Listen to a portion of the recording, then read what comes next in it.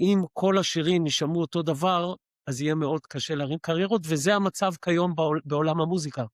סביר להניח ש-as we move forward, לא יהיו יותר אלטון ג'ונים ושלמה ארצים ופול מקארטני ואריק איינשטיין. זה יהיה נדיר ויותר ויותר קשה בעולם המהיר שלנו, שבו כולנו משתעממים נורא מהר, לייצר קריירות שנמשכות 20 ו-30 שנה.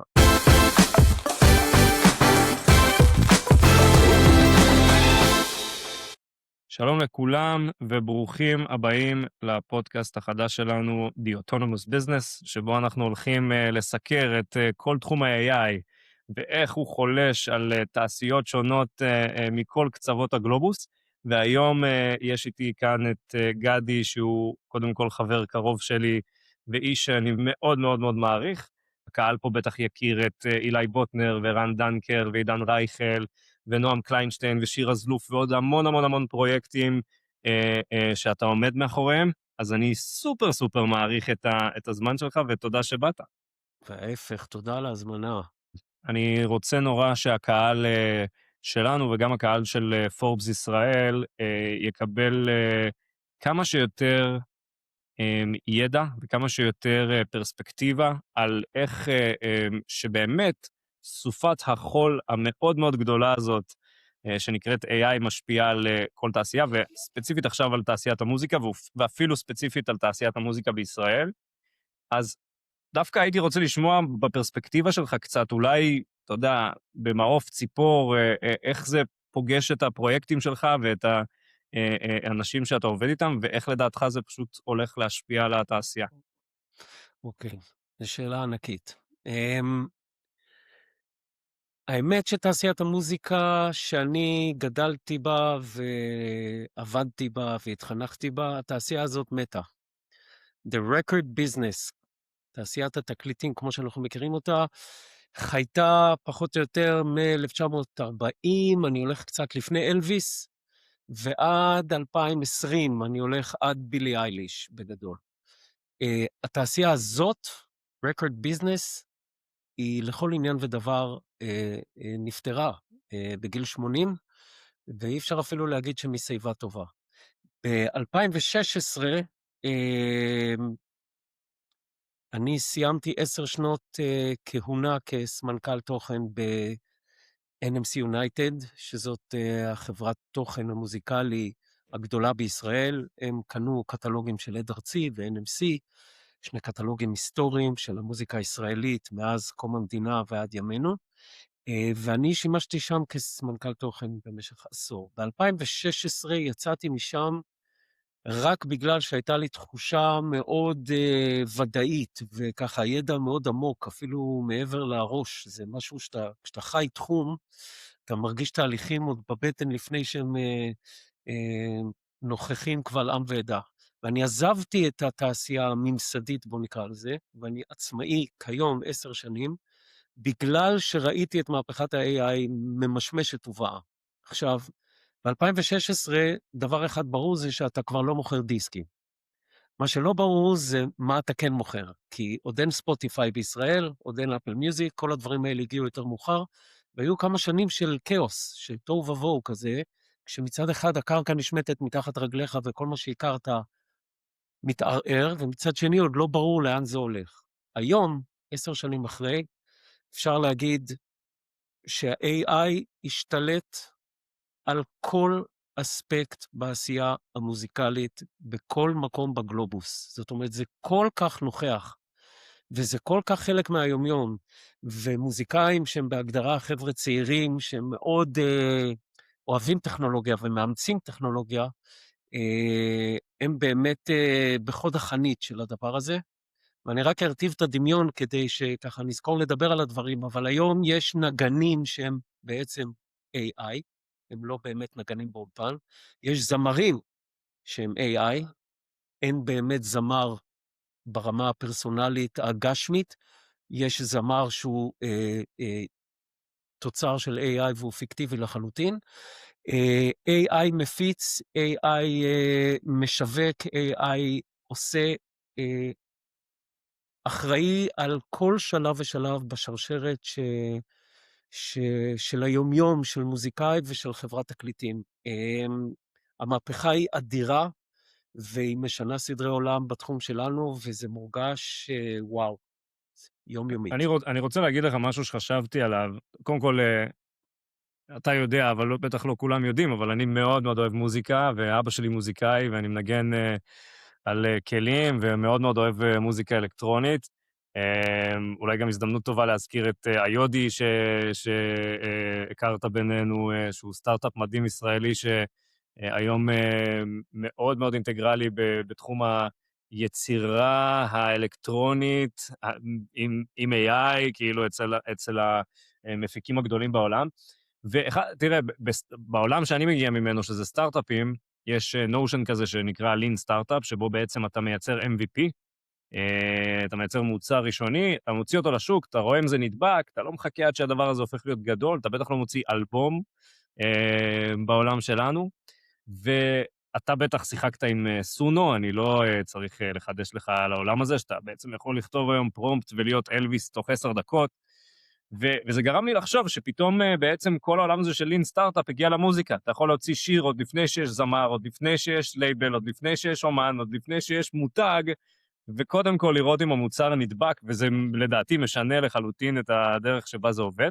אז השאלה שלי אליך היא כזאת, בגלל שאתה מכיר את התעשייה כל כך הרבה שנים, ועובד על פרויקטים כל כך גדולים, בטח באוזן הישראלית, אם היית מתחיל היום מאפס, בלי שם, בלי קשרים, בלי לייבל, מה הייתה האסטרטגיה העסקית שלך כדי להגיע אני אפילו לא אגיד 100,000, אלא אולי 10,000 השומעים, או השומעים הקבועים, או מעריצים הראשונים, או לקהל בעצם הראשון, בהתחשב בכל השינויים הטקטוניים שאנחנו מדברים עליהם.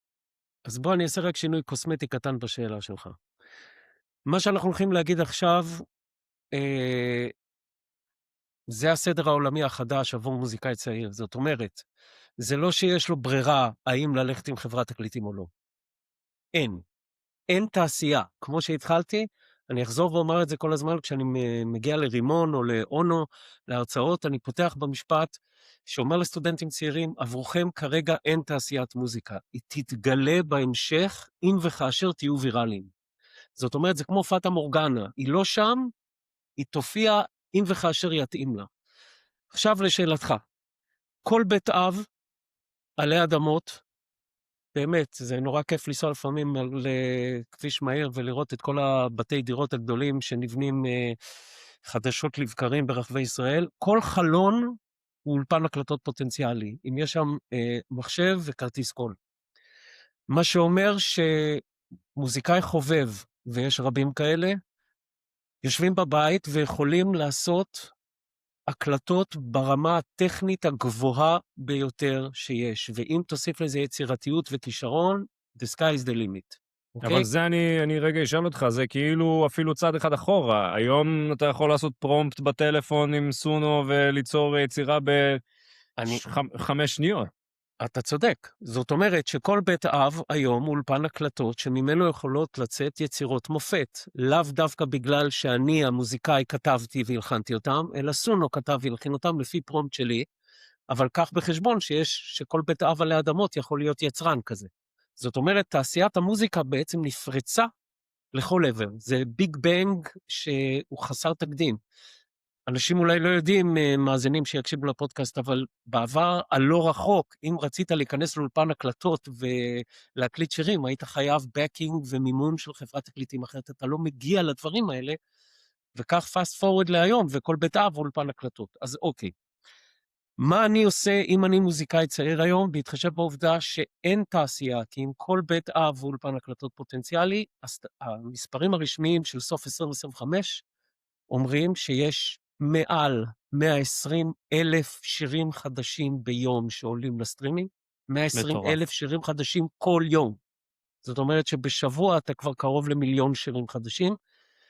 עולים לדיזר, אחת מהפלטפורמות של הסטרימינג, כל יום 50,000 שירים רק תוצרת AI.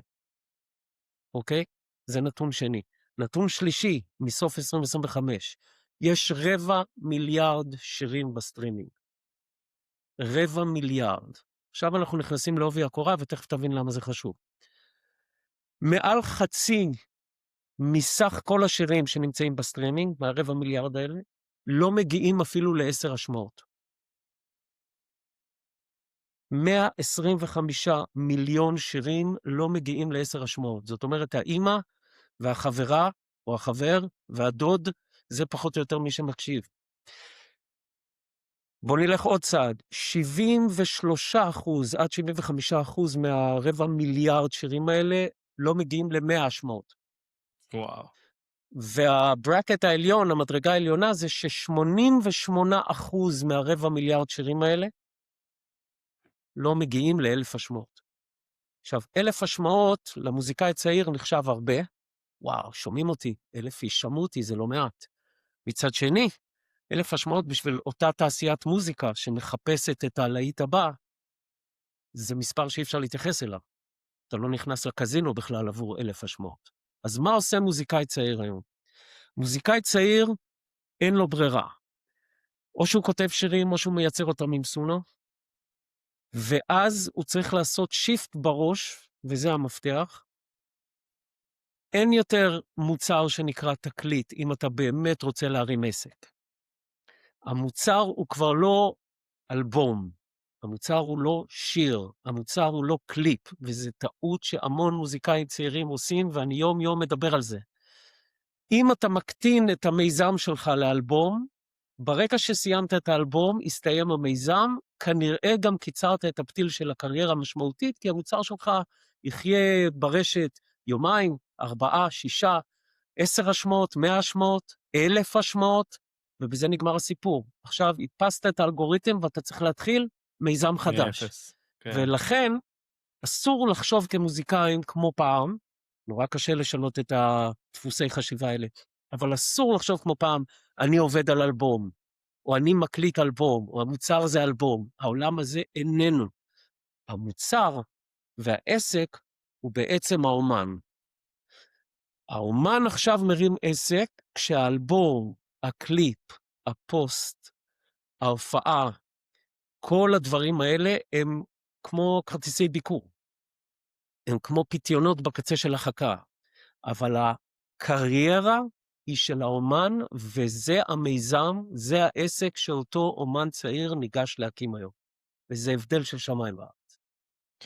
אני רוצה רגע לעשות על זה דאבל קליק, ולשאול אותך, אתה יודע, בטח יקשיבו לנו כל מיני אנשים מהספקטרום העסקי, וגם מהספקטרום המוזיקלי, ואני רוצה שתחבר בין שני הספקטרומים האלה, ואתה יודע, כל עסק בסוף הוא מוצר, ערוצי הפצה וקהל. ואני מנסה להבין אם האומן הוא המוצר, איך נראית הצלחה? מה הוא מוכר? הוא מוכר הופעות? הוא מוכר את הפרסונה של אונליין? איך נראה העסק הזה היום? מה שהאומן היום, לעניות דעתי, מוכר זה את עצמו. כאשר זה יכול לבוא לידי ביטוי בהמון המון צורות. אם אני המוצר, אני האומן, אז אני צריך שירים, במקרה שאני מוזיקאי, אני צריך קליפים או ויז'ואל כלשהו בעולם שצורך מוזיקה יחד עם המסכים, אני צריך הופעה, אני צריך engagement עם המעריצים שלי, אני צריך מרצ'נטייזינג, אם יש סיבה לעשות את זה וכבר הצטברו מעריצים סביבי. זאת אומרת, אני בעצם עולם תוכן, אם רוצים לתרגם מה המוצר, אז המוצר הוא אומן שווה עולם תוכן תלת-מימדי. זה לא יכול להיות עולם תוכן דו-מימדי, הווה אומר סטריאופוני, על אף שאני מוזיקאי. מוזיקאים חושבים left-right, חושבים סטריאו. מוזיקאי החל מהיום חייב להבין שהעולם תוכן שלו צריך להיות תלת-מימדי. מה זה אומר? סטריאו לא מספיק? עכשיו נכנסים עוד אלמנטים שהם אלמנטים גשמיים כמו הופעה, ששם זה בוודאי תלת-מימדי, ועד למפגש עם המעריצים כדי להשמיע להם במסיבת השמעה אקסקלוסיבית האלבום החדש שלי, או לייצר תכנים שבהם המעריצים הם חלק העשייה ההפקתית, וכן הלאה וכן הלאה. העולם תוכן הזה, בואו נלך עוד צעד במטאפורה, הוא כמו איזה תמנון רב זרועות. זאת אומרת, יש לי זרוע שעושה מוזיקה, יש לי זרוע שמייצרת ויז'ואל, יש לי זרוע שמתקשרת ברשתות, יש לי זרוע שעושה הופעות, יש לי זרוע שמתכננת ומתכללת את כל עניין המרץ', וכן הלאה וכן הלאה. כל זה, זה מיזם אחד, עולם תוכן אחד, שעוסק בי המוזיקלי. וכשאתה מדבר על עוד הבהרה קטנה, ההבדל הגדול בין להיט לבין קריירה, זה שלהיט, ויש הרבה כאלה, שירים שפתאום נדלקים ונהיים ויראלי. יש המון כאלה גם בישראל. לרגע פתאום יש לך להיט. ההבדל בין להיט לקריירה, הוא שלהיט אומר שאנשים יתאהבו בשיר. קריירה זה כשאנשים יתאהבו באומן, וההבדל הוא הבדל של שמיים וארץ, גם בלונג'ביטי, גם ביכולת כמובן להתפרנס ולהרוויח מזה, וגם באימפקט שיש לזה. אם אני צריך לתרגם את זה רגע למשהו מפוקס אחד, בסוף מה שאתה מדבר עליו הוא סטורי טלינג. נכון? אתה אומר, כל אומן בעצם צריך למצוא את הסיפור שעליו הוא יבנה את הקריירה, או לפחות את החלק הנוכחי בקריירה, ואז את המערכת, המרץ', הוויז'ואל והדברים שדיברת עליהם, לבנות סביב הדבר הזה. על זה אתה מדבר כשאתה מדבר על תוכן? תראה, אתה נוגע במשהו נורא נכון, אבל מאוד בעייתי, כי הוא אבסטרקטי. השאיפה היא שלכל אומן יהיה סיפור. הצרה היא שלא לכל אומן יש סיפור עוצר נשימה יוצא דופן.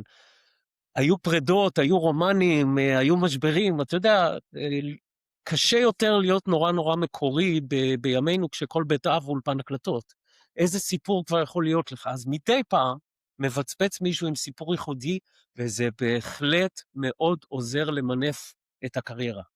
אבל רוב הפעמים, מה שאני חושב שיותר ריאלי לדבר עליו, הוא לאו דווקא סיפור היסטרי באימפקט שלו.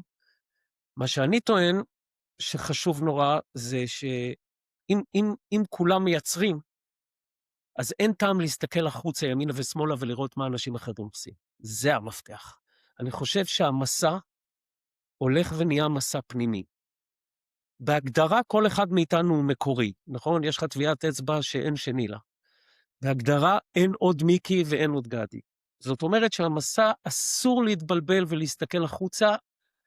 האטרף והכמויות והקצב הוא כל כך מהיר, שזה רק מבלבל ומטשטש. אני חושב שאגב יוצרים בכל תחום, צריך רגע לסגור את העולם החיצון בחוץ, ולהיכנס פנימה כדי לנסות ולהביא, אם לא סיפור, אז לפחות איזשהו אלמנט של סיגניצ'ר סטייל מאוד פרסונלי אישי.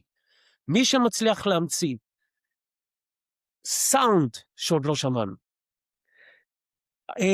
מהלך מלודי שעוד לא שמענו, גישה אחרת להפקה מוזיקלית, כי הוא רוצה להקליט את הגיטרה מתוך המקרר, ולאו דווקא מחוברת למגבר. הכל בא בחשבון. הכל לגיטימי. אם אתה רוצה להקליט את השיר בבית, ושישמעו את הרעשים מהכביש ברחוב, לגיטימי.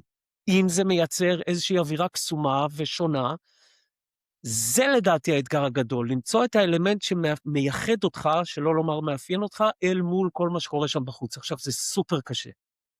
זה סופר קשה. סיפור זה מדרגה שנייה.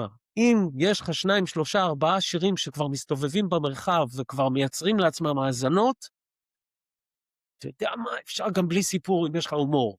אפשר גם בלי סיפור אם אתה יודע להחזיק שיחה. אפשר גם בלי סיפור אם הטקסטים שלך מדברים איתי, על החיים שלי. לאו דווקא סיפור, אבל ללא ספק אתה נוגע בנקודה נורא חשובה, כדי להחזיק קריירה לאורך זמן, כדאי מאוד להיות מסוגל להמציא סיפור, או לחבר סיפור, ולהיות הסיפור. כי המילה אותנטיות היא המילה אולי הכי חשובה בתעשייה שלי כיום. אז אתה יודע, אני מקשיב לך, ואז אני שואל את עצמי איזו שאלה, ואני, מה שנקרא, קצת יתקיל אותך. מצד אחד, כל אחד יכול לשבת ולעשות איזה פרומפט, ולהוציא, תקשיב, אני בסונו הוצאתי שירים שפשוט הייתי מאוהב בהם. אתה יודע, זה מדהים, כי אתה יושב ואתה מקשיב לזה, אתה אומר, איזה באסה שאחרים לא שומעים את מה שאני, שאחרים לא מרגישים את מה שאני מרגיש עכשיו. זה נורא קל, בסדר, אני גם יכול להחליף סגנונות, לצורך העניין, אם מחר בבוקר הייתי הופך להיות אומן, אז אני יכול להחליט שאני עושה ג'אז עם דאפסטפ, או אני מחליט שאני עושה בלוז. בלוז ומוזיקה מזרחית ביחד, אתה whatever, בלתי מוגבל. נכון. בדיוק, זה מצד אחד. ומצד שני, אתה כל הזמן מדבר על אותנטיות ועל הצורך בייחודיות, ואני שואל את עצמי רגע, האם אתה, מהניסיון שלך ומההיכרות שלך עם התעשייה הזאת, ממליץ לאומנים to slow down ולמצוא את הקור המיוחד שלהם, או, חוזר לתעשיית ההייטק, לראות לכל הכיוונים, להוציא 17 סוגים של מוזיקה ולראות שירים, מה סגנונות תופס. וכו', ולראות מה נדבק. וואו, תשמע, קודם כל, אני נזהר פה, כי אני לא חושב שיש אמיתות אבסולוטיות, אבל בואכה לדבר על אומנות. בל נשכח שאתה כרגע מדבר עם תעשייה שהיא עוסקת באומנות. אני לא הייתי ממליץ לאומן היום לראות לכל הכיוונים ולראות מה תופס. כי האמת היא שזה לשים על עצמי שלט פה ולהגיד, אין לי מושג מי אני ומה אני אזרוק לכל הכיוונים, אתם תגידו לי מה טעים. במילים אחרות, אם אני עכשיו פותח מסעדה ואני שם על השולחן גם חומוס וגם סושי, יכול להיות שיהיו כאלה שיסתדרו עם זה, יכול להיות שיראו את זה כחלק, כגימיק מעניין, אבל סביר להניח שתפסת מרובה לא תפסת. כן. נורא קשה לייצר אימפקט ראשוני בתעשיית המוזיקה, ולהביא את הדבר האותנטי הזה והמיוחד. אם אתה תירה לכל הכיוונים, אתה בעצם מצהיר על עצמך כמי שמחפש. ואם אתה מחפש, אז אני כרגע כמאזין לא באמת בעניין. אל תעשה עליי ניסיונות. הזמן שלי נורא קצר, עלו היום 120,000 שירים לרשתות, יש לי זמן להקשיב אולי ל10-12 שירים, וזה בפקק ברכב, תוך כדי טלפונים וחדשות, וגם אני רוצה זמן פנוי כדי לחזור לשמוע את האומנים האהובים עליי. בתוך כל זה, אני הייתי אומר שבמקום לראות לכל הכיוונים, בשיטת האקראיות ולראות מה פוגע, אני הייתי אומר, hold your horses, כנס רגע פנימה ותנסה לייצר משהו שהוא אותנטי, ויש לו איזשהו חותם משלך באחד מהאספקטים של התהליך. זה לדעתי קריטי. יהיו המון אנשים שיעופו על סונו כמוך, אבל סביר להניח שאם כל השירים ישמעו אותו דבר, אז יהיה מאוד קשה להרים קריירות, וזה המצב כיום בעולם המוזיקה. חשוב נורא להתעכב על זה. סביר להניח ש-as we move forward, לא יהיו יותר אלטון ג'ונים ושלמה ארצים ופול מקארטני ואריק איינשטיין. מסיבה נורא פשוטה, כי לא צורכים כבר מוזיקה בצורה הזאת. נדיר יהיה שמישהו יצליח לתקוע יתד במודעות הקולקטיבית ל-X חודשים, או לשנה או לשנתיים, מה שיאפשר לו לבנות רפרטואר של 7, 8, 10 שירים, הנה יש לך כבר הופעה. זה יהיה נדיר ויותר ויותר קשה בעולם המהיר שלנו, שבו כולנו משתעממים נורא מהר, לייצר קריירות שנמשכות 20 ו-30 שנה. זאת אומרת, שמוזיקאי שרוצה קריירה לא יכול להרשות לעצמו לראות לכל הכיוונים, אתה מנציח משהו שיהיה מאוד קשה אחר כך לטשטש. אני הייתי אומר, אם אתה מוזיקאי חובב, תעוף על סונו, תכתוב שירים, תעלה בכל סגנון אפשרי, אם זה התחביב. אבל אם אתה רוצה להגיע לאנשהו עם הדבר הזה ולבנות סביבך מודל עסקי כלשהו של קריירה, הייתי ממליץ לעשות ההפך ממה שאמרת כרגע, ולנסות להבין מה אני יכול להביא לתוך המיקס שעוד לא נעשה. ואני מדגיש שוב, אני מאמין בכל ליבי, סליחה על הרומנטיקה, שכל אחד מאיתנו ייחודי במשהו, ואת זה צריך להביא החוצה. זה לא פשוט. מעניין, אני מקשיב לך ואני משליך על עצמי קצת בתור יזם. אתה יודע, אחד הסיכונים שאתה לוקח בתור יזם זה לנסות להיות מיוחד, כולם ממליצים לך לא להיות מיוחד ולהעתיק כל הצלחה אפשרית שאתה רואה בחוץ. וואו, מיקי, זו נקודה חשובה נורא. כן, אבל אתה באמת, אתה יודע, בסוף אתה אומר, יצאתי לדרך הזאת כדי להביא אותי. אם אמ, אם אם אם אומנות אם באומנות עסקינן, אז קודם כל כן, ואני חושב שאומנים אמיתיים, ככה שרוצים להגיע לאנשהו עם זה, אם אתה תגיד להם, בואו תעשו copy paste, הם ייבהלו. הם אמורים להיבהל. עכשיו אני אגיד יותר מזה, ויסלחו לי כל חברות התקליטים. חברות היום מחפשות את ה-copy paste. הן רוצות כמו בילי אייליש. תביא לי מישהו שהוא כמו X, כדי להיכנס לנישה, כדי לזנב בקהל ששם. הדברים האלה לא שורדים. עוד פעם, אם כבר יש כזה דבר, וזה look alike או sound alike, יכול להיות שלרגע זה יהדהד. האם זה קריירה? האם זה מתרגם את עצמו להופעות בהמשך? האם יהיה אפשר לבנות קהילה סביב קריירה כזאת? אני מסופק, כי פשוט יש אלטרנטיבות, וכמו שאמרנו קודם, עולם של 120,000 שירים ביום, זה יהיה בלתי אפשרי לתקוע יתד במודעות למספיק זמן.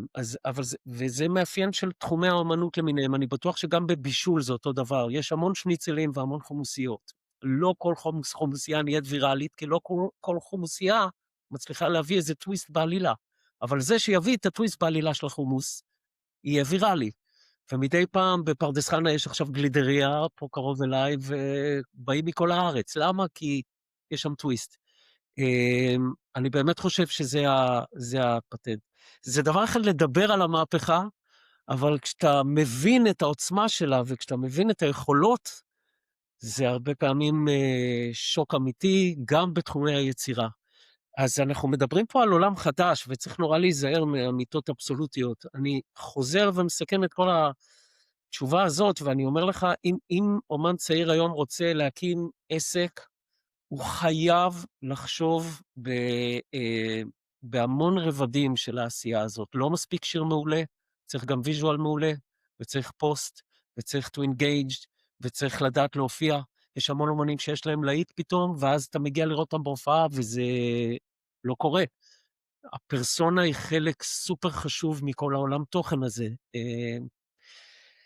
לא פשוט, לא פשוט, ולכן נראה פחות ופחות קריירות. אולי נראה הרבה שירים שלרגע מתרוממים, אבל נראה הרבה פחות קריירות שמחזיקות מעמד. אז אנחנו לא מצפים מה-AI לייצר לנו את פרדי מרקורי הבא. יהיה לו מאוד קשה, אלא אם הוא ייצר את פרדי מרקיורי שקם לתחייה. שכבר היה. שכבר היה. תראה, המטרה של הפודקאסט הזה היא לגעת גם בצד העסקי, ואני לא צריך לספר לך, אבל אני אתן איזו הקדמה אתה יודע, סטרימרים היום הם לא הדרך העיקרית, ואפילו לא המועדפת, ובטח לא הבולטת של אומנים להתפרנס, אבל זה כן מוכר ומדובר ככלי שיווק, כי כולנו מקשיבים למוזיקה דרך הסטרימינג, וכשאני אומר סטרימינג אני מתכוון לספוטיפיי, דיזר, יוטיוב, אפל מיוזיק וחבריהם.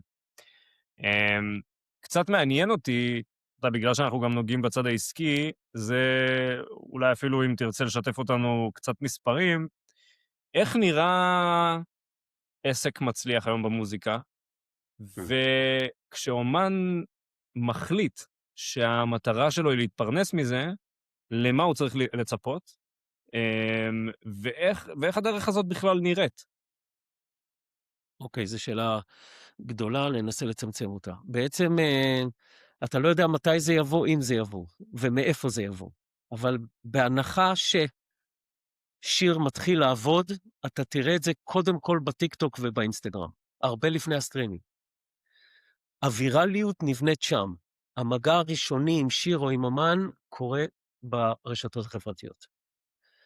אם זה נהיה ויראלי ברשתות החברתיות, נלך לצד הבא, זה מתחיל להשפיע ולתת את אותותיו גם בסטרימינג.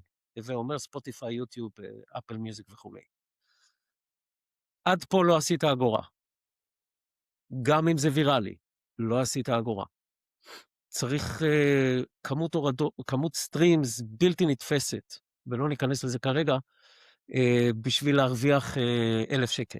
אגב, אני מצטער שאני קוטע, אבל נורא מעניין אותי. אתה יודע, אם תסתכל על הנתונים של ספוטיפיי, אז הם יגידו לך שהטופ 1% מרוויח את ה-99% האחרים, זה כאילו, אפילו לא פרטו, זה איזה חוק קיצוני כזה.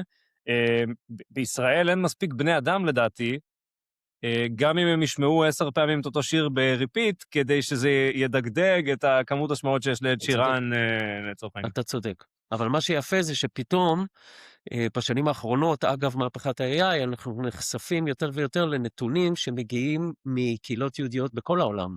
זאת אומרת, כשיש להיט פה, אתה פתאום מקבל נתונים בסוף שנה, דאטה מהסטרימרס ולמיניהם, ואז אתה רואה שיש לך מספרים שהם מעבר לאוכלוסייה הישראלית, ואז אתה מתחיל להבין שהשיר עף נורא מהר היום במרחבי הרשת. אז יש גם פלוסים לדבר הזה, אבל אתה צודק, גודל השוק פה הוא כזה, שהוא מלכתחילה בעייתי, ולכן על סטרימינג אין מה לבנות. מכאן שהאומן עכשיו צריך ללכת ולחשוב על זרמי הכנסה ולייצר אותם. מה זה אומר? זה אומר, אחד, הופעות, זה מקור פרנסה משמעותי מאוד, וגם זה נורא לא פשוט לעשות. א', כי אתה לא יכול על סמך להיט אחד למכור כרטיסים. הצרכן היום יותר סלקטיבי ויותר בררן, כנראה שבשיר השני והשלישי הוא כבר ייכנס לעניינים, וברביעי ובחמישי הוא כבר יגיד, בוא, שווה ללכת ולקנות כרטיס ולראות מופע. לא הרבה אנשים ואומנים מצליחים לייצר continuity של 5 שירים, זה לא פשוט. אז כל הזמן, כמו אנחנו אומרים משהו וישר סותרים אותו, אבל זה הקושי היום. זרמי הכנסה נוספים מעבר להופעות, זה כמו שאמרתי, מרצ'נדייז. יש היום בפרינט און דימנד, אגב AI, אפשרות, לא צריך לייצר ספלים וצלחות וקפוצ'ונים והודיז וכל הדברים האלה, ולהתקע עם מלאים ולשנע אותם. אתה יכול להרים אתר וירטואלי עם קטלוג של אלפי מוצרים, ורק ברגע שהצרכן סולק את הכרטיס אשראי, המוצר מיוצר ונשלח לביתו. הנה לך זרם הכנסה נפלא, שעדיין הוא בחיתוליו, אבל זה ילך ויגבר. עכשיו, בעצם, בוא נתכלל רגע את כל השאלה שלך לפתרון שהוא כן אפשר להכניס אותו למשפט. בעצם אנחנו מדברים על החובה של כל מוזיקאי כיום, אם הוא רוצה קריירה והוא רוצה להתפרנס, להקים איזושהי קהילה סביב אומנותו. זאת מילת המפתח. אם אני אעשה עליה דאבל קליק, הבאזוורד הכי גדול בשנתיים האחרונות, גם בעולם המוזיקה הבינלאומי, ואני מתחיל להרגיש את זה גם פה בארץ, זה הסופר פן, המעריץ המושבע. סופר פאנס היום זה איפה שהמייג'ורים של תעשיית המוזיקה העולמית, יוניברסל, וורנר וסוני, משקיעים את מיטב כספם בשביל להיצמד לסטארט-אפים שמפתחים מוצרים כדי לייעל את התקשורת בין האומן לבין הסופר פאנס שלו. כשבעצם האנד גיים הוא שאם אני כאומן בישראל, והנה פה זה נהיה מעניין, אם אני אומן בישראל אני לא אומר עד, יש לי 5,000 מאזינים שאני כבר רואה שזה מספר שאני מתייצב עליו. 5,000 מאזינים בשביל תעשיית המוזיקה זה מספר שלא קיים על הרדאר, זה ביזיון, זה לא מצדיק החתמה ובטח לא את כל הצוותים שלי על הבוקר. אבל עבורי כאומן עצמאי, 5,000 איש שהם סופר פאנס, זאת אומרת, אחד, הם מוכנים לבוא להופעות כל פעם שאני פותח הופעה. הם ישמחו לראות אותי עוד פעם ועוד פעם, כי הם נורא אוהבים אותי, הם סופר פאנס. הם ישמחו לקנות חולצות וספלים וכולי, עם שורות מתוך השירים שלי, כי הם מאוד אוהבים את השירים, וזה נכנס להם לחיים. הם ישמחו בעתיד הקרוב לשלם אפילו 10 שקלים לחודש. 10 שקלים לחודש, זה פחות מכוס קפה, בשביל להיות בקשר אישי איתי, האומן שאותו הם מעריצים ושנכנס להם לחיים. כי אני האומן עכשיו בקשר ישיר איתה, שזה אף פעם לא היה. יכולת להריץ את אריק איינשטיין ואת שלמה ארצי ואת פרדי מרקיורי, אבל לא יכולת להגיע איתם למגע אישי.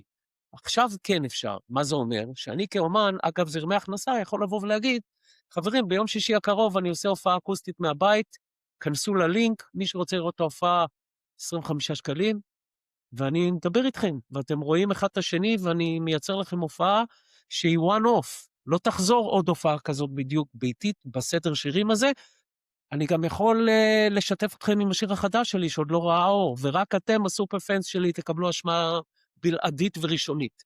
ואני יכול גם לשתף אתכם בזה שצילומי הקליפ שלי קורים מחרתיים בבוקר, ורק אתם מוזמנים להשתתף בצילומי קליפ, וכן הלאה, וכן הלאה, וכן הלאה. ואז האנגייג'מנט הזה, הוא בעצם תקדימי. מעולם המעריץ לא היה בכזה שיתוף פעולה הדוק עם האומן שהוא מחבק. עכשיו, אני חוזר לכסף.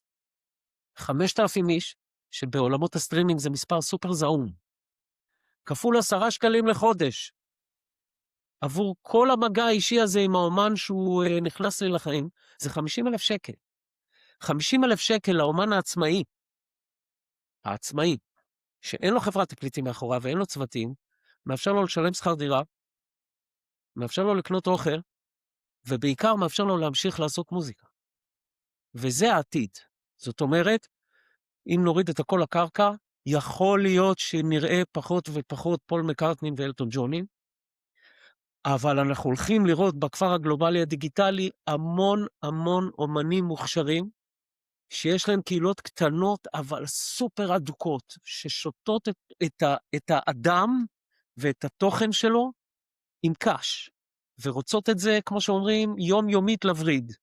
ושם יש את היכולת להתפרנס, אולי זה לא יעשה אותך מיליונר, אבל אני חושב שאם תדבר עם רוב האומנים בתבל, אתה תגלה שהשאיפות שלהם הם נורא בגובה העיניים. תן לי רק להמשיך לעשות מוזיקה ולהצליח להתפרנס מזה.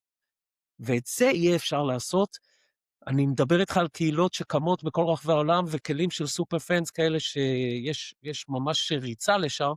אני מאמין שעד 2030 זה כבר מודל מאוד מקובל ומאוד רווח במחוזותינו, כשכבר יהיה לך דשבורד שמאפשר לך גם לאסוף את התמלוגים שלך בלי צורך במתווכים, וכו' וכו' וכו'. אז יש עתיד.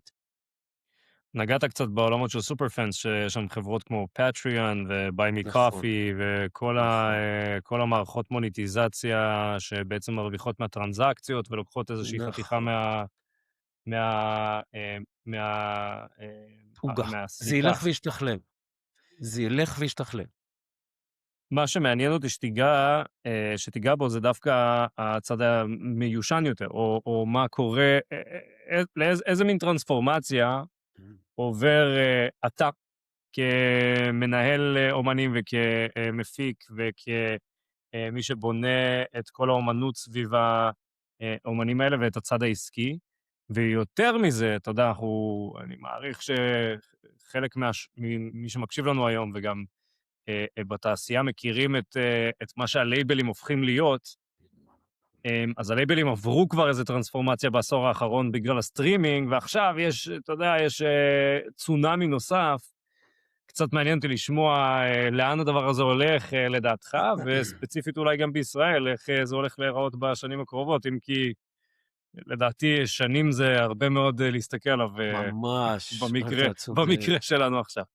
אתה צודק, מיקי, זה כל כך נזיל וכל כך יומיומי, השינוי, והוא כל כך מורגש שקשה לדבר על מה יהיה, והנבואה ניתנה לשוטים. Having said that, בואו רגע נוריד את זה לקרקע. אני חושב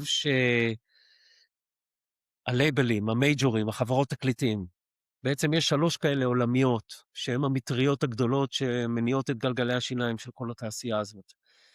הם בגדול, כיום, מרוויחים יותר כסף מאי פעם, בהפוך על הפוך. למה? כי הם יושבים על קטלוגים של כל המוזיקה משחר ימי תחילת ההקלטות. זאת אומרת, מאלוויס, כמו שאמרנו קודם, ועד ימינו, אם תתחכה אחר רוב האלבומים והאומנים הגדולים, אתה תגלה בסוף את 3 המטריות האלה. זה נקרא וורנר ברודרס וסוני ויוניברסל. קצת כמו קוקה קולה בבברג'ז. ממש, אותם ענקים עולמיים, אותם ענקי אופנה שתמצא בכל עיר גדולה, בכל רחוב ראשי וכו' וכו'. אין מה לעשות, סקייל מדבר היום. עכשיו, הקטלוגים האלה, הם בעצם בעולם מוזיקלי, דיגיטלי, שבו יש 1,000,000 שירים חדשים בשבוע, אז בואו נחזור רגע לאלטון ג'ונים ולביטלס ולדייוויד בוי ונתרפק. כי זה עובר מאב לבן, וזה גם יהלומים לנצח, בדיוק כמו שבטהובן ובאך ומוצרט.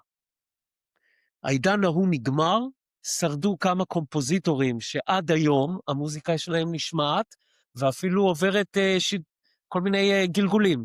אותו דבר יהיה עם מה שקרה בין 1940-50 ל-2020. השמות האלה, כמו להקת אבא, כמו ביטלס, כמו אלטון ג'ון, כמו פול מקארטני, כמו שלמה ארצי, כמו מתי כספי, זכרו לברכה. אלה שמות שישארו איתנו כנראה עוד הרבה שנים קדימה. למה זה חשוב? מכיוון שהקטלוג של ההקלטות שלהם והקופירייט שלהם, הערך שלו רק עולה. כי ברור לכולנו שפול מקארטני שקול לבטהובן, המודרני. אין עוד בטהובן ובאך ושוברט, וגם לא יהיה עוד פול מקארטני. פשוט בגלל איך שהתעשייה מתגלגלת והכפר הגלובלי. אי לכך הקטלוגים האלה שווים המון כסף. אי לכך החברות הגדולות האלה, גם בכלי מידה ישראלי, המייג'ורים, וגם בכלי מידה עולמי, שלושת המטריות האלה שדיברנו עליהם קודם, הם היום מדי בוקר רק צריכים להדליק את האור במשרד, ויש גשם של מטבעות. אז זה אומנם סנטים, אבל כשיש לך קטלוג של מיליוני שירים, שרץ בכל העולם, כי זה מותגים גלובליים, אתה יכול, החברות האלה מדווחות על ההכנסות שלהם כל רבעון, זה עומד על מיליארדי דולרים לרבעון, זה עומד על 2, 3, 4 מיליארד דולר לרבעון, זה חסר תקדים. אז זה הקונגלמורטים הגדולים. זאת אומרת שיש להם עוד זכות קיום. עכשיו, הם ישמרו את הקטלוגים האלה, הם ישווקו את הקטלוגים האלה, הם ידאגו לזה שאתה תמשיך לשמוע את דנסינג קווין, או בפרסומת, או באוסף, או במופע חדשני שכל כולו פירוטכניקה, מה שאבא עשו בלונדון, שזה בעצם הולוגרמות. הולוגרמות, כן. כן, האמת שזה בדיוק. ממש מהמם. זה מהמם. אבל יש גם, אני מקווה שאני לא רומנטי כשאני אומר את זה, יש גם צורך בחברות האלה עבור אותם אומנים שפרצו את תקרת הזכוכית שדיברנו עליה קודם כאומן עצמאי. זאת אומרת, בוא ניקח רגע את הנס הזה, זה קורה. נועם קליינשטיין, שנתיים האחרונות, הם חגיגה נפלאה שהחזירה לי את האמונה בצדקת הדרך, כי באמת נועם כותבת, מלחינה, שרה עובדת ברשתות נפלא ושחקנית, זה עולם תוכן תלת מימדי כמו שדיברנו עליו קודם. ועכשיו המשחק מסתבך. עכשיו אנחנו כבר פרצנו את תקרת הזכוכית, ועכשיו המשחק נהיה יותר מורכב, כי ההופעות נהיות יותר גדולות, כי ההוצאות נהיות יותר גדולות, כי אתה מחויב להרבה יותר פעילות בלבלים הרבה יותר גבוהים, זה כבר לא אני בבית יושב מול הדשבורד או מתכנן את הפוסט שלי או את הקליפ הוויראלי הבא שלי, ואי לכך יש מצב שאומן שפרץ יזדקק לשירותים של חברה, נקרא לזה חברת תקליטים או חברת סוכנות ניהול, שתעזור לו להשתכלל. כולנו צריכים צוות. תראה, גם עידן רייכל וגם שלמה ארצי, יש להם צוותים. בסוף הם המילה האחרונה, והם בקיאים נורא בכל אספקט של העשייה שלהם, עברי לידר, כנ"ל. אבל הם צריכים את הצוות הזה, כדי לא להתקבע מהר מדי, מוקדם מדי על קונספציות, כדי להיות מסוגל להשתכלל גם במשחק השיווקי שלי, כדי להיות מסוגל להחזיק צוותים הרבה יותר גדולים, פירוטכניקה יותר משמעותית בהופעות שלי, זה עולם ומלואו. ואני חושב שמגיע הרגע שבו אם אתה נשאר לעבוד לבד מהבונקר הקטן שלך, סביר להניח שאתה תפספס הרבה הזדמנויות, זה גם עניין של קשרים, זה גם עניין של התממשקות לתעשיות נוספות, כי אתה יודע, שיר שמצליח היום, אם יש מישהו בצוות שלך שמבין בפאבלישינג, במולות, הוא יכול בשיחת טלפון לגרום לכך שמה שהיה עד עכשיו להיט ויראלי, שלא הכניס לך אגורה, פתאום נכנס לפרסומת של מותג גדול, ועכשיו נכנסת בוכתה של כסף. בגלל השימוש בשיר ובגלל המודעות הרחבה שהשיר הולך לקבל דרך פרסום טלוויזיוני. הדברים האלה מחייבים צוות, מחייבים ידע שלא כל אומן צריך שיהיה לו בתרמיל, אז יש מקום לחברות, יש מקום לצוותים, יש מקום לניסיון. הדרישה שלי הרבה פעמים מחברות היא להמשיך ולהשתכלל, והחברות צריכות לרדת לרמת הפוסט. והאומנים האינדי צריכים לעלות לרמת ניהול מקרו וצוותים וניהול עסק, זה ידע נרכש וקשה מאוד לעשות זה לבד. איך נראה, אתה היום עובד צמוד עם באמת האומנים הכי גדולים בארץ, ואני מעריך גם כאלה שעתידים להיות הכי גדולים בארץ, שאתה עובד תודה, עליהם, תודה. או עובד איתם, עובד על הפרויקטים, התכוונתי, זה לא כן. יישמע אחרת. אמ, איך נראה התפקיד, קודם כל אולי כדאי שתספר קצת על העשייה שלך כשאתה עובד, על הצד העסקי ועל הצד על כל בעצם מכונה הזאת שאתה מדבר עליה, העסקית סביב האומן, וגם הייתי שמח קצת לשמוע איך כל התחום הזה של אוטונומיה ואוטומציה, איך זה פוגש אותך כשאתה ניגש היום Mm. לעבודה עם אומן חדש אל מול איך שזה היה בשנים האחרונות. מדהים, שאלות גדולות יש לך, זה קנבס ענק. אמ, תראה, אני מתחיל, זה לא נוסחה, זה איך אני מתקתק. אני מתחיל מהשירים, קודם כל כי במקור גם אני מוזיקאי, ואני חושב שהתשובות הן בתוכן. אם בתעשיות תוכן עסקינן, כל התשובות הן בתוכן. אם יש לך תוכן מגובש על עצמו, עם איזשהו סיגניצ'ר סטייל, שבנית אותו מלמטה, בואך לשווק ולבנות את המודלים העסקיים, יש לך כבר המון המון תשובות והמון המון עוגנים שאתה יכול להישען עליהם, כשאתה מגלגל את זה החוצה. אני כבר מכיר את האומן, אני מכיר את החולשות, אני מכיר את החוזקות. אני מכיר את החוסר ביטחון, אני מכיר את האזור שבו הוא נורא בטוח בעצמו. אני יודע איפה אני צריך לחזק אותו, אם זה בכתיבה, אני יודע אם הוא יכול לכתוב לבד, ואני צריך לחזק אותו בפן הוויזואל. או הוא כותב שירים נפלא, והוא זמר נפלא, אבל הוא לא יודע איך להשאיל את עצמו לרשתות. את כל זה אני מבין תוך כדי עבודה ודגירה על האומנות עצמה. והזמן הזה של האינקובציה הוא קריטי בעיניי. כמי שמנהל את התהליכים. אומנים, הרבה פעמים נורא קשה להם לראות את עצמם, מן הסתם, כמו לכולנו, הם צריכים איזה מראה. ואני חושב שאם אני צריך לסכם את כל התפקיד שלי ואת כל הקריירה שלי במילה אחת, זה להיות מראה כמה שיותר שקופה. אם אני מראה שקופה לאומן, כנראה שהתהליך יהיה טוב. אם אני בא עם דעות משלי וטעמים משלי, כנראה שאני הולך קצת למסך את זה, זה בדרך כלל לא לטובה. עכשיו, המודלים העסקיים, כל מקרה לגופו, מיקי, אני אומר לך משפט שיוצא לי מהפה הכי הרבה, זה שאין לי נוסחאות, אין לי תשובות, אין לי מודלים, גם כשאני נכנס להרצאות, ואתה יודע, אם היה מודל, אז הייתי אומר לכל אחד, בוא תקים פרויקט, ותקיף את עצמך במוזיקת עולם, או באמהרית, והנה לך תשובה ללהיט. כמובן שזה לא יעבוד, זה היה רגע בזמן, וזה התאים לשם. אין נוסחאות, שזה בעצם הנוסחה הכי חשובה. לא להתקבע, לא להתקבע, לא להתקבע, וזה מפתה להתקבע, כי כשיש לך הצלחה, אתה מת לעשות קופי-פייסט, אבל העולם זז כל כך מהר, והאומן הבא כל כך שונה, שזה מחייב אותך לחזור לשולחן הסרטוטים, ואם להיות אמיתי, זה מה שאני אוהב במקצוע שלי, כי אני צריך כל הזמן לעשות ריסט על ההארד דיסק פה, מהמם. מפרויקט לפרויקט כל הזמן. אז זה משהו שברמה המנטלית של אימון עצמי, זה אני חושב, עם זה אני קם בבוקר ואני מקפיד על זה. כל אחד עם הרוטינה שלו, אבל אני מאוד ממליץ על זה. לגבי איך זה בא לידי ביטוי ביומיום,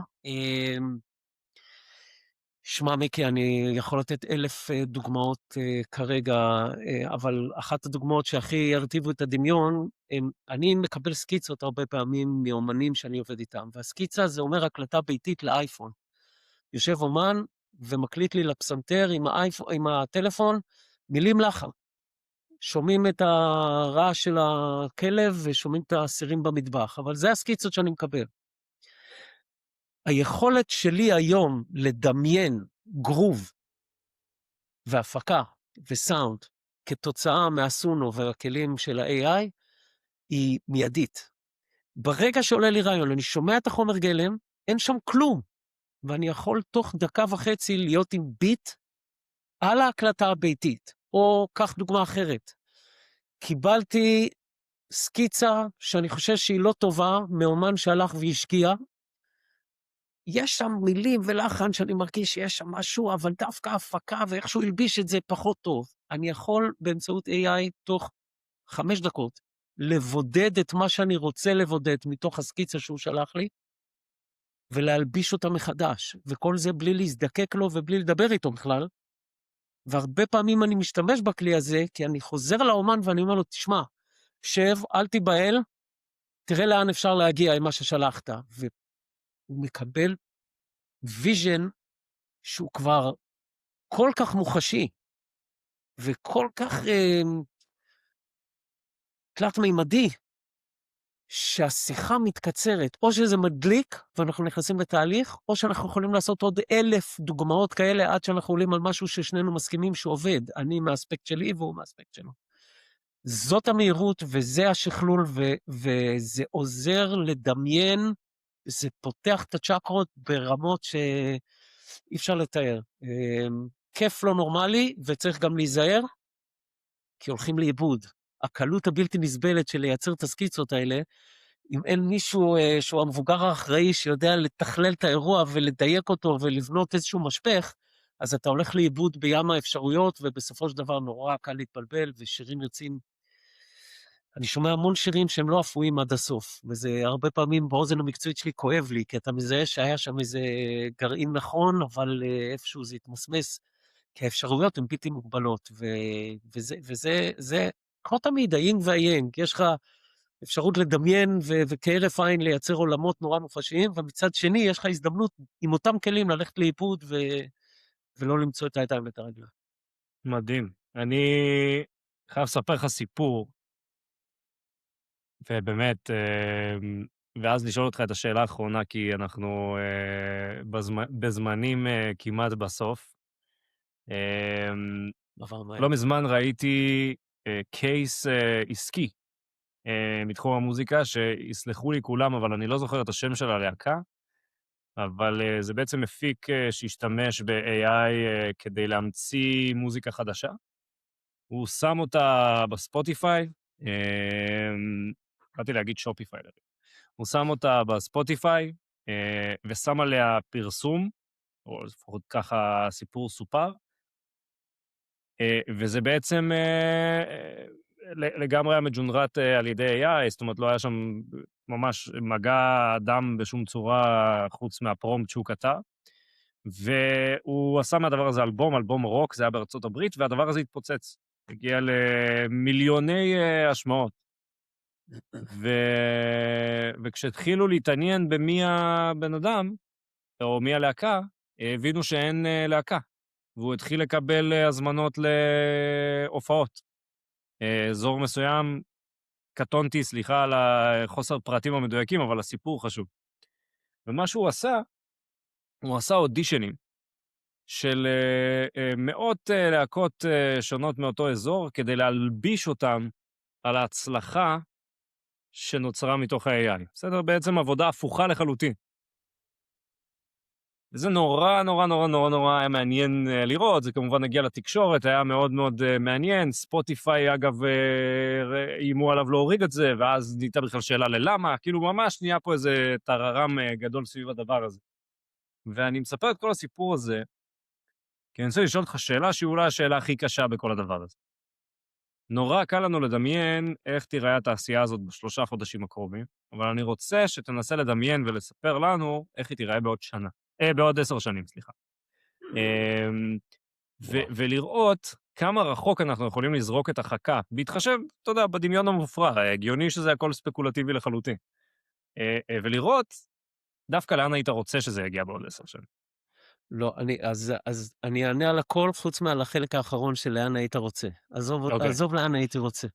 כי זה, אני אחטא ברומנטיקת יתר. אני כן יכול להגיד בזהירות רבה ומתבקשת לאן זה נראה שזה הולך. אני באמת ובתמים לא חושב שהילדים שלנו, והנכדים שלנו בטח, יהיה אכפת להם אם הזמר הוא וירטואלי או לא. כמו שעושה רושם, וזה כבר קורה, שלא אכפת לאנשים אם השיר נכתב על ידי סונו או לא. אני קורא לי בשנים האחרונות המון פעמים, וזה דווקא נורא מעניין, קורה לי המון פעמים שבאים ואומרים לי, אתה חייב לשמוע שיר. ואני אומר, אוקיי, בשמחה. שם אוזניות, שומע שיר, נצא מנקודת הנחה שהשיר טוב, אני מוריד את האוזניות ואני אומר, איציק, מי זה? ואז איציק עושה... זאת אומרת, אנשים עפים על השיר, לא עובר להם אפילו בראש כבר לבדוק מי הזמר. בשיר הרביעי והחמישי של אותו אומן, שאני אוריד לפלייליסט ואני אראה שהוא כבר קיים אצלי בספרייה, אולי אני אחשוב שאני צריך רגע לבדוק מי זה ולזכור את השם. זאת אומרת שאנחנו כבר חיים בעולם, וזה דרמטי, מיקי, שבו היצירה מתנתקת מהיוצר. וזה אולי הכותרת של לאן אני חושב שאנחנו הולכים. אנחנו הולכים למקום שבו האומן לא חייב להיות בחיים כדי להופיע, ועושה רושם שזה בסדר גמור. אנחנו הולכים למקום שהאומן לא חייב להיות בחיים בשביל שהיצירה שלו תהיה להיט, אבל זה אנחנו מכירים כבר. היום אנחנו לא צריכים לדעת מי האומן בשביל שהיצירה תהיה להיט, ואנחנו גם לא צריכים אומן. כל עוד אני בחוויה שלי כצרכן מוזיקה, כחובב מוזיקה, חווה חוויה רגשית, כתוצאה משיר, לא כל כך אכפת לי מאיפה הוא הגיע, אם בכלל ממישהו.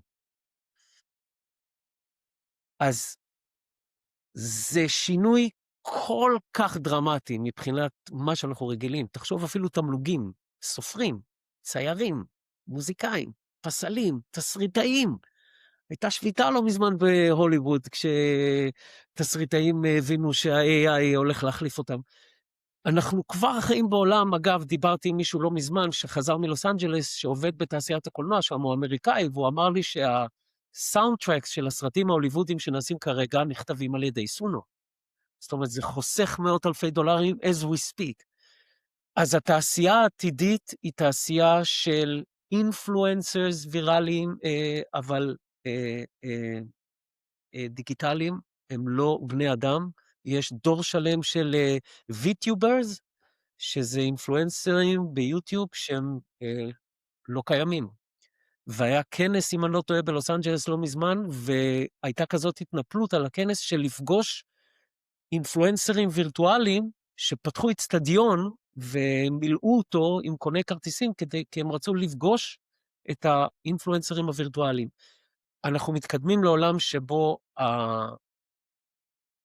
האומנות יכולה להגיע בלי קשר לאומן, והיצירה יכולה להגיע בלי קשר ליוצר, ולשם התעשייה הולכת. זה נשמע מפחיד, אבל זה רק תלוי מהפרספקטיבה של מי, כי אם אני עכשיו צופה שאוהב קולנוע, וזאת האמת, זה התחביב שלי, אני אומר לך את האמת, אם יהיה סרט שיגרום לי לריגוש עמוק, והתסריט לא נכתב על ידי אדם, והבמאי הוא לא אדם, והשחקן הראשי גם לא, אבל הסרט עובד, ואני התרגשתי, אין לי שום בעיה עם זה.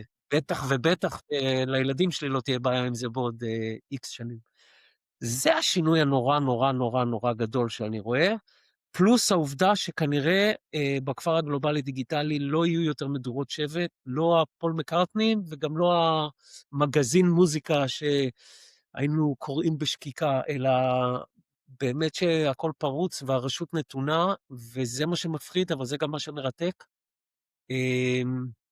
סדר עולמי חדש, אמיתי, אמיתי, אמיתי, זה רעידת אדמה להגיד שהיצירה מתנתקת מהיוצר.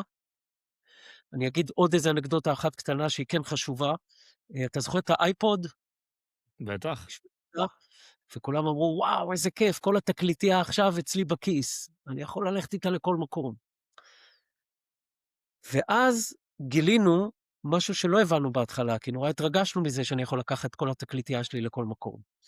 אבל אז גילינו שעצם היכולת לרוץ על אלפי שירים בכל נקודה בזמן, לא משנה מאיזה עידן הם, כי אתה לא תלוי ברדיו ובמישהו שמשדר פלייליסט מסוים, אלא אתה יכול ליצור את זה.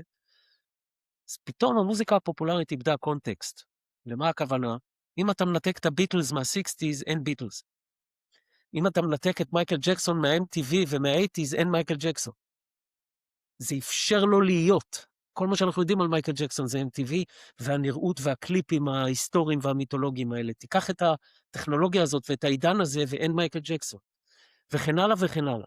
מה שקרה אבל עכשיו, זה שבגלל שמייקל ג'קסון ובטהובן ועומר אדם, כולם חיים אצלי באותו פלייליסט, ואני רץ משיר לשיר, ואין קונטקסט ואין קשר הכרחי בין היצירה ליוצר,